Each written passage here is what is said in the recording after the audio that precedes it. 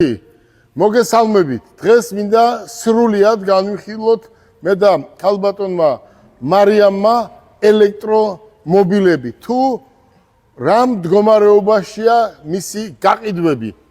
ქალბატონო მარიამ, როგორი ავტომობილია? მოგესალმებით. მოგესალმებით. მოგწონს? ეს ჩემი საყვარელი და საუკეთესო ავტომობილია. დიდი შრომა ჭირდება. ვიცი და ვშრომობთ. წავგზავნით. თუ იშრომებ, ხო იცი რომ გეყოლება. აუცილებლად. და უკეთოთ. წავედით. და დღეს გავაგებიოთ ადამიანებს თუ რატომ უნდა შეიძინონ ავტომობილი ელექტრო და რატომ უნდა გადმოვიდნენ საწვავზე მომუშავე ავტომობილებიდან ელექტროზე. შენ როგორ ფიქრობ, მოვიდა ელექტრომობილების დრო? ჩვენი გაყიდვებიდან გამომდინარე ვფიქრობ, რომ უკვე მოვიდა და აფეთქება მოხდა ჩვენს კომპანიაში ამ კუთხით.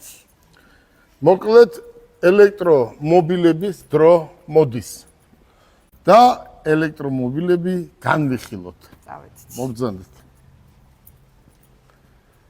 დავზანდით ქალბატონო მარიამ. მადლობა. მივესალმებით ჩვენს მაყურებელს, მოგესალმებით თქვენ კიდევ ერთხელ. პირველი კითხვა. თქვენ გასულ წელს თქვით, რომ ელექტრომობილების დრო არ არის ეხლა, მაგრამ იქნება ხვალ. რა სიტყვით? დადგა უკვე ეს დრო? ქალბატონო მარიამ, თელმა საქართველოს და ნახევარმა მსოფლიომ იცის, რომ ჩემი ბიზნესი იყო, არის და იქნება ჩემს ბოლო დღემდე ავტომობილი. და ზუსტად ვიცი რა არის როდის საჭირო. მე შარშან ვამბობდი, რომ სოფლიო გამოფენაზე როცა ვიყავი, მაშინ თქვი, რომ ელექტრომობილების დრო მოდის. ელექტრომობილების დრო უკვე მოვიდა. იმდენად კარგი ხარისხის ავტომობილს უშვებენ, რომ უკეთესი არ შეიძლება. წარმოიდგინე, თუ რამე საჭიროა ავტომობილს ყველაფერი აქვს. წარმოიდგინე, ახლა გეჩქარება ავტომობილს გააჩერებ ქუჩაში, შენ მირბიხარ, ავტომობილი თვითონ ეძებს პარკინგს რო ეძახი და რო ჩამოხვალ დახვდება ავტომობილი პარკინგზე, რომელიც დღეს ჩვენ აქ გვყავს, ხო? ეს არის BYD Song Plus 25 წლის მოდელი. საუკეთესო ავტომობილი. ნებისმიერ ავტომობილს ამას ვერ შეადარებ. ეს არის ავტომობილი, რომელიც 610 კილომეტრს გადის და ჩვენ მაგას 100% გარანტიას ვაძლევთ. მოვიდა ელექტრომობილების დრო და მე მინდა ვთხოვო ვისაც ვიცნობ, გადმოჯდეს ელექტრომობილებზე, რომ ისიამოვნოს. კი, თქვენ მოიყვანეთ ეს დრო, სიმართლე რომ გითხრათ, საქართველოში დიდი წვლილი მიგიწვით. შემდეგი კითხვა. აი მაგალითად, მე როგორც მომხმარებელმა შევიძინა ელექტრომობილი და იმ შემთხვევაში თუ რაიმე პრობლემა შემექმნა, გამოსავალი რაში მდგომარეობს? მარიამ, ახლა როგორ არის? თავარი მაინც არის სერვისი. არა აქვს მნიშვნელობა ეს ელექტრო იქნება თუ საწვავზე მომუშავე ავტომობილი, აუცილებლად სერვისი უნდა კონდეს. თუ სერვისი არ აქვს, იქ მანქანა ავტომობილი არ უნდა შეიძინო. როგორ შეიძლება $30,000 ავტომობილი შეიძინო სადღაც ბინების ქვეშ და მე მიაკითხავ და მეორე დღეს ვერ ნახავ, არ არის. ეს არის გარანტიის გარეშე. დღეს რო იძახიან 20-22 წლის ბიჭები, რომ ჩემთან მოდი შეიძინე და მე მესამე დღეს მიხვალ და არავინ არ დაგვხვდება, აი ეს ძალიან ცუდია. ამან გაუფუჭა ელექტრომობილებს სახელი, თორე ელექტრომობილები ძალიან კარგია. ვინც ელექტრომობილს ყიდის და გეტყვის, გარანტიას გაძლევ, მაგრამ ჩხოროწყუში მაქვს პროფილაქტიკა, აი იქ მან ავტომობილი რომც გაჩქონ არ უნდა გამოართო. სადაც ავტომობილს ყიდი, აი ყურე ვის აძლევენ წარმომადგენლობას. აძლევენ იმას, ვისაც აქვს პირველი სერვისი, უმაღლეს დონეზე გაკეთებული სერვისი და შოურუმი, სადაც დიდი ასოებით აწერია იმ ავტომობილის ბრენდი. დღეს გაიხედავ და ყველა ბინების ქვეშ ყიდიან ავტომობილს, ესე არ გამოვა. ადამიანი ტყუდებიან. აი თქვათ რაღაცა $500-1000 სხვაობის გამო ზოგიერთი ადამიანი მიდის და ბინების ქვეშ ყიდულობს ავტომობილს და მერე თავში ირტყამს ხელს, ეს ავტომობილია. ამას რეალურად გარანტია უნდა. ადამიანი როცა გეუნება წად იქამ აქ პროფილაქტიკა რო ეტყვი კაცო მაჩვენე დაბა ხვალ რო დამჭირდეს იქამ აქ იქ არ უნდა იყიდო. თუ იმის ჭკუა გაქვს რომ 20, 25, 30000 დოლარი შეიძინო, იმის ჭკუაც უნდა კონდეს რომ ავტომობილი უნდა შეიძინო ცენტრში. სადაც პატრონი ყავს. სადაც ჩვენ ჩამოვიყვანეთ ჩინეთიდან წარმომადგენელი, რომელიც 100%-ით პასუხისმგებელია. ერთი ავტომობილი არ აქვს ამდენი წელია ხო ყიდით. ერთი ავტომობილი არ აქვს ან მომხმარებელი ან ჩვენ თვითონ რომელიც გაფუშტდა და რო ვერ გავაკეთეთ. ერთიც არ არის. ალბათ. კი ბატონო. ეხლა მთავარი კითხვა. ვინ არიან ძირითადად თქვენი კონკურენტები და გიწევენ თუ არა ისინი ჯანსაღ კონკურენციას? უყურე, თუ ბიზნესში ხარ, თუ ბიზნესი გესმის და თუ ბიზნესი გიყვარს, კონკურენტი უნდა ყავდეს.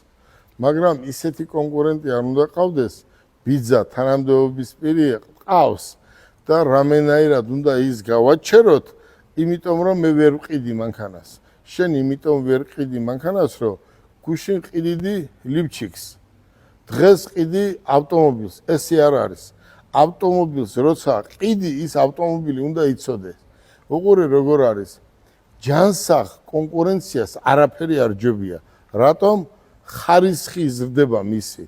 მაგრამ კაცო, შენ ეს შენი ბიზნესი არ არის. შენი საქმე არ არის. როცა შენი საქმე არ არის, ხელი არ მოკიდო. გელა ბარკალაიას არ შეეძლო რომ სამშენებლო ბიზნესი დაეწყო? ან მითხარი რომელი ბიზნესი გინდა დავიწყო და რომ არავამუშაო ან არ უხემძღვანელო. მაგრამ სხვა ბიზნესი არასდროს არ გამიკეთებია. მთელი ჩემი ცხოვრება ავტომობილის ზეთი, საბურავი და მასთან დაახლოებული ისინი ბრენდები რა, ვთქვათ, ავტომობილთან დაახლოებული რაღაც აქსესუარები და ასე შემდეგ.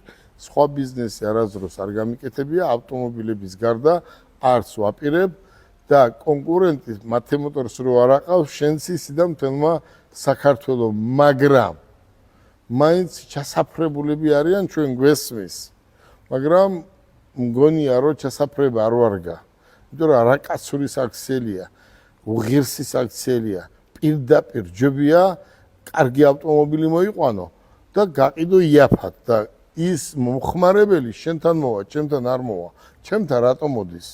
იმიტომ მოდის რომ ჩვენ გან ავტომობილი ვინც იყიდა, ჩვენ თან გადავყვებით. და მეორეს ეუნება, მესამეს ეუნება და ეს არის ბიზნესი. მადლობთ. ქუთაისში პირველად ქართულ ისტორიაში გახსენით ავტო შოურუმი და რას ფიქრობთ, რამდენად გაამართლა ამ წამოწყებამ ამ მოკლე პერიოდში, როგორ შეაფასებდით? უყურებთ როგორ არის. არის რომ ადამიანები ყიდულობდნენ თბილისში ავტომობილს. მაგრამ ხო იცი, ზოგჯერ უჭირთ ჩამოსვლა და ვიფიქრე რომ ეს აუცილებელი იყო ქუთაისში გამეხსნა და დაჩქარებული წესით. აი ამ მოკლე დროის განმავლობაში ისტორიაში არასდროს ქუთაისში არ ყოფილა ავტოსალონი და დღეს ევრო 5-ის სტანდარტებით გაკეთებული ავტოსალონია ქუთაისში და ამისთვის სტიმული კიდევ ქუთაისელებმა და იმერლებმა მომცა, რისთვისაც მთელ იმერეთს დიდ მადლობას ვუხდი. ნამდვილად მადლობა იმერეთს. ძალიან თბილად მიგვიღეს. რამდენად კვალიფიციურები არიან თქვენი გაყიდვების მენეჯერები ელექტრომობილების კუთხით? აი უყურე როგორ არის მარიამ. ეს ელექტრომობილი მარტივი არ არის. აი ვთქვათ, იყიდე და კარგად იყავი, რაც გინდა ისქენი, ესე არ არის. ჩვენ გვყავს, აი უყურე როგორ არის. ჩვენ გვყავს ადამიანები, რომლებიც გვისმენენ. მე ამათ ვასწავლით. ისინიც ჩამოდიან, პრაქტიკას გადიან და ადამიანს უნდა აუხსნა თუ რა აქვს ამ ავტომობილს. აი ჩვენ რომ ჩვენებურად, ქუჩურად რო ვთქვათ, ნავაროტკებს რო ვეძახით. აი ავტომობილს იმდენი რამე აქვს, მე მაგალითად 3 დღე მინდა გავერკვიო ერთ ავტომობილს იმდენი რამე აქვს, ფუნქციები. და ჩემი გოგო ბიჭები ამას ყველაფერს უხსნიან მომხმარებელს და ჯერ არ ვყოლია ისეთი, არ ყოფილა ისეთი შემთხვევა, რომ ვინმე უკმაყოფილო იყოს ელექტრო და თუნდა ნებისმიერი სხვა საწვავის ავტომობილებით. დიდი მადლობა. მადლობა, ნამდვილად ძლიერი გუნდი ყავს და მადლობა მათ. როგორ ფიქრობთ, რადგან ელექტრომობილების გაყიდვა ბაზარზე საგრძნობლად გაიზარდა, საწვავის დისტრიბუტორები ცოტა ხომ არ განაწყენდნენ? უყურე როგორ არის? უნდა შეეგუონ. იმიტომ რომ რაც არ უნდა მოხდეს დედამიწის ზურგზე, აი ეს იმდენად მძლავრად წამოვიდა ელექტრომობილები და ხალხმა გაუგო გემო, რომ ეს არ შენელდება პირიქით. უფრო გაფართოვდება და ახლა როგორ არის იცით? საწვავზე მომუშავე ავტომობილების მეპატრონეები კი არა, თვითონ იმის საწვავის მეპატრონეები, რა თქმა უნდა, უკმაყოფილო იქნებიან, მაგრამ თავარია, კიდევ ვამბობ, ჯანსაღი კონკურენცია და საქართველოში იყოს ავტომობილები ელექტრო, იმიტომ რომ იმდენად ცუდია გამონაბოლქვი ჰაერის მიმართულებით, რომ ეს აუცილებელია და ამას კიდევ მეტი სახელმწიფოდან უნდა ხელი შეწყობა. მე რო ვიყო მაგალითად ხო სახელმწიფო 100-ჯერ უფრო მეტს შეუწყობდი ხელს, ვინც ელექტრომობილების ბიზნესს განავითარებს. ეს შვედეთში და მთელ ევროპაში და მთელ მსოფლიოში ესეა, რომ ყოველ დღე იზრდება ავტომობილების გაყიდვები და ხარისხიც. რაც იყო გუშინ, ის დღეს არ არის. მადლობთ. მადლობა.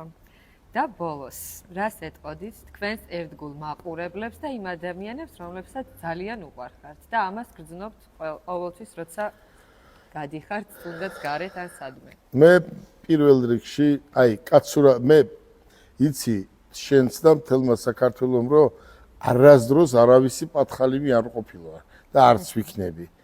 მე რო პათხალივი ყოფილიყავი 700 ჯერ შემომთავაზეს დეპუტატობა, მაგრამ ის კაცი არ ვარ, ესეთი კაცი არ ვარ.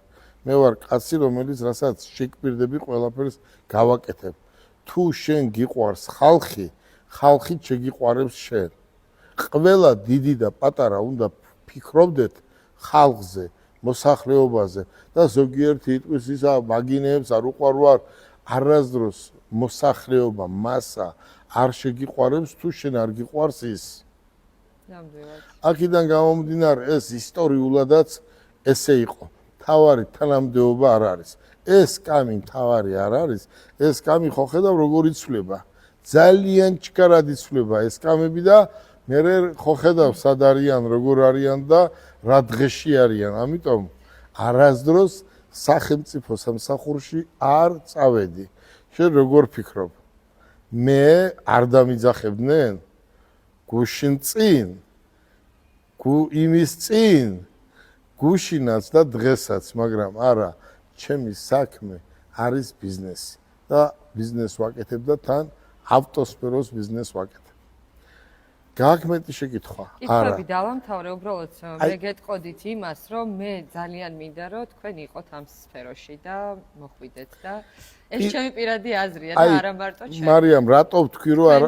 კი, მადლობა. მე რატო გითხარი შენ რომ არავისი ხალხმა არ იფიქროს მოსახლეობამ რომ მე ვიღაცას არასდროს არ ვეპათხალიმები არავის. მაგრამ მე გელა ბარკალაია. იმდენად მადლიერი ვარ პატრულის თანამშრომლების. საქართველოს პატრული რო ყავს, ესეთი მთელ მსოფლიოში არსად არ ყავს. ახლა ზოგიერთები განაწყენებული არიან, მაგრამ ისეთი რამ არ უნდა გააკეთო, რომ მე უკმაყოფილო იყო პატრულის თანამშრომლის. აი მაგალითად მე და შენ ვიყავით ბაღდადში. აი ბაღდადის პოლიციაზე, პატრულზე რა უნდა ვთქვა? აი ხო ხედავდი როგორ მოგვექცნენ. იმიტომ კი არა რომ გელაბარკალაია ვარ. სტუმრები ხო ყავდა და რაღაცა ელემენტარული დავარღვიეთ, ხო? და უთხარით რომ არ შეგვარცხიდო სტუმრები ყავსკო და გამოგვაცილეს. აი ეს რა არის ეს დაუწერელი კანონია, მაგრამ იმ პატრულის თანამშრომლებს არაფერი არ დაურღვევიათ. აი მოიცნენ კაცურად და ქართულად. იგივე არ იყო ბაკურიანში, იგივე არ იყო ბორჯომში, იგივე არ იყო ბათუმში, იგივე არ იყო ქუთაისში, იგივე არ არის თბილისში.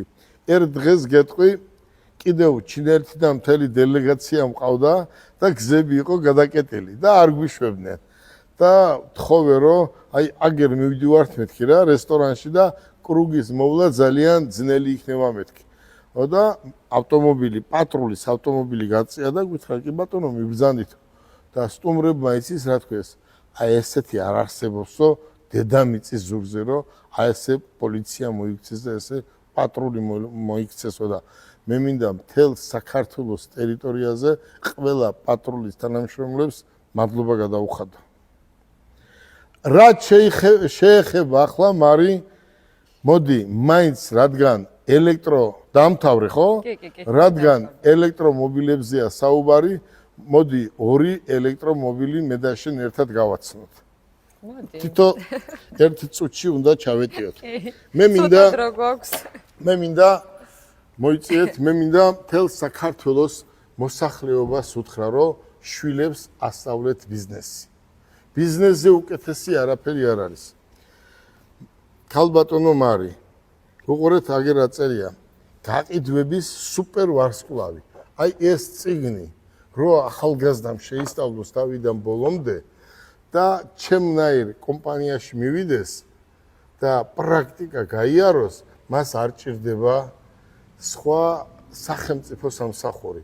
თვითონ ის ბიზნესს გააკეთებს და როცა ბიზნესს აკეთებ, უფროსი არასდროს არ ყავს. მე ყველას ურჩევ, რომ ახალგაზრდებმა მიმართულება დაჩქარებული წესით აიღონ ბიზნესისკენ. თქვენ რომ მოგვიტანეთ ეს წიგნები თანამშრომლებს დაგვირიგეთ და მოგვიწოდეთ ის გარო უფრო განვითარდეთ, ესეც ხალხმა უნდა იცოდეს. მე ყველას მოუწოდებ, ყველა ახალგაზრდას ვჩუქნი ხო ხედავ ამ წიგნებს. მე დიდი რაოდენობით ვყიდულობ ამ წიგნებს და ამას ვჩუქნი ახალგაზრდებს, იმიტომ რომ აი ეს უნდა ისწავლოს ახალგაზრდებმა და ბიზნესისკენ მიდრეკლება უკეთესია, ვიდრე ძალოვან სტრუქტურებში ან სხვადასხვა არა, ისიც საჭიროა, მაგრამ ბიზნესი. მოდი, აი ეს რა ავტომობილია. აი შეხედეთ. 25 წლის მოდელი. თქვენ წარმოიდგინეთ. აი ნახეთ, აქ ნახეთ რა წერია. აი 25 წლის მოდელი. თქვენ წარმოიდგინეთ, აი შეხედეთ რა ავტომობილია. ამას რო არა, ისეთი არაფერი არ არის, ხომ არის? მომავლის მანქანა. დაბრძანდით? ვეძახი, მე პირადად ამას. აი შეხედეთ. შეიძლება დაიკარგო. აი შეხედეთ რა ავტომობილია. აი ეს არის ის ავტომობილი, პირდაპირ ქუჩაში დააყენებ, შენ წახვალ სამსახურში აირბენ და ავტომობილი თავისით დადგება პარკინგზე, ხო? მიდი აბა და მაჩვენე სხვა რომელი ავტომობილია. ეს BYD ძალიან მაგარი ავტომობილია და ფასიც რა აქვს. ეს ევროპაში 120,000 ევრო ღირს, ევრო. და საქართველოში აი მოდით გიო აჩვენეთ, შეხედეთ, აი რა ავტომობილია. აი მთლიანად ჭერი, რას ეძახით პანორამა, ხო? აი შეხედეთ, მარი. უყურეთ, აი შეხედე. 25 წლის მოდელი. 6, 7, 8, 10 კამერა აქვს, არ ვიცი, აი. და ამ ავტომობილს რამდენად გავყიდით ჩვენ? აი შეხედეთ რა ფერია. ამ ავტომობილს ჩვენ გავყიდით 31,500 დოლარის ეკვივალენტ ლარში. და ეს ავტომობილი ძალიან მაგარი ავტომობილია. წამოუცებ, ეს არის BYD. აი კამერები და რა ვიცი, რა არა აქვს. მოდი ახლა ვნახოთ ეს ყავს ჩვენ ეს BYD და გვეყოლება დიდი რაოდენობით კიდევ და ვყიდით ყოველდღე თითოს მაინც აქ ამ ოფისში. აი ზიკერი. უყურეთ, ზიკერ 001 ხო? კი. მარიამ დაბრძანდით? აი მე რა სასწაულია. მომისმინე. სპაში გონია თავი. მომისმინე. გიო, ამ ავტომობილის ჩუქებას მარიამზე ვაპირებდი. დასასვენებლად ხო გავუშვით. მე რა აეროპორტში ხო დავხვდით და იმ დღეს დაბადების დღე ხო ქონდა. ამ ავტომობილის ჩუქება მინდოდა, მაგრამ უცებ მე რო გათხოვდეს მეორე დღეს არ ავხნათ, ხო? მარიამი გჭირდება და დაგვტოვებს ისე, ხო? ამიტომ ცოტა ხანი არ გჩუქნით. კარგი. ცოტა ხანი სამსახურის მანქანად მოგცემთ. კარგი. აბა მარიამ, ხო ძალიან მაგარი ავტომობილია. აი, უამაზესი ავტომობილია მართლა და და ეს კომფორტული. დათო ამ ავტომობილს რამდენად ყიდი? აი დათო არის გაყიდვების მენეჯერი მთლიანად აი ამ შოურუმში. აი ავტომობილს თქვენ ამ წუთას რამდენად ყიდით? მოგესალმებით ყველას პირველ რიგში. ეს არის Zikr 001 2025 წლის მოდელი, 2024 წელი ბირკაზე და ამ ავტომობილის ღირებულება არის $42,900 და გადის რამდენ კილომეტრს? 750 კილომეტრზე იტენება და რეალური გამავლობა 650-700 კილომეტრი. აი ახლა ამ Zikr-ით ჩვენ ჩახვალ ბათუმში და ჩამოხვალ ბათუმში ჩავალ, ზესტაფონამდე უკან ჩამოვალ. 100%. 100%-ით. ზესტაფონში კარგი რესტორანი ვიცი და ეს ავტომობილი ითვლება ძალიან კარგ ავტომობილად, ხო? დიახ, ძალიან კარგი ავტომობილი. დიდი მადლობა. მარიამ, ჩვენ ვაგრძელებთ ამ ავტომობილების რეალიზაციას, ხო? ჩვენ დიდი შემართებით. ამაზე ჩვენ ვმუშაობთ და მომავალშიც თუ რამე პრობლემა არ შეგვიქმნეს, მაშინ ჩვენ სუფთად, ლამაზად, კოხტად, ქართულად და კაცურად ვიმუშავებთ, ხო? ჩვენი ბიზნესი არის ავტომობილი და წამობრძანდით და ჩვენ ყველაფერი უნდა გავაკეთოთ, გიო, ჩვენ ყველაფერი უნდა გავაკეთოთ იმისთვის, რომ დიდი რაოდენობით ელექტროავტომობილები შემოვიყვანოთ საქართველოში. რა სიტყვი? კმაყოფილი ხარ შენ გაყიდვებით? ძალიან კმაყოფილი ვარ, ჩვენი ბიჭები ყველაფერს აკეთებენ ამისთვის, ძალიან კარგი გუნდი გვყავს, მობრძანდით ჩვენთან, მაქსიმალურად მოგაწვდით ელექტრომობილებზე ინფორმაციას და დაგვხდებათ ძალიან კარგი მომსახურება და სერვისი. მე მინდა ყველა ჩვენ თანამშრომელს დიდი მადლობა გადაუხადო. აი წარმოიდგინე, აი ეს გოგო ბიჭები აკეთებენ ყველაფერს იმისთვის, რომ პირველები ვიყოთ საქართველოში. ჩვენ არავის არ ვეჯიბრებით. უბრალოდ ხო არის, რომ აი გვინდა, რომ კარგი ავტომობილი კარგ ხალხს მივყიდოთ. გისურვებ წარმატებას. დიდი მადლობა. კარგი გოგო ხარ, რომ თავიდან ბოლომდე ჩაერთვე ამ საქმეში. უკვე პროფესიონალი ხარ და ხელმძღვანელობ ამ საქმეს და ეს შენ გამოგივიდა. მადლობა თქვენი დამსახურებით. დიდი მადლობა და დიდი მადლობა ყველა ჩვენ თანამშრომელს.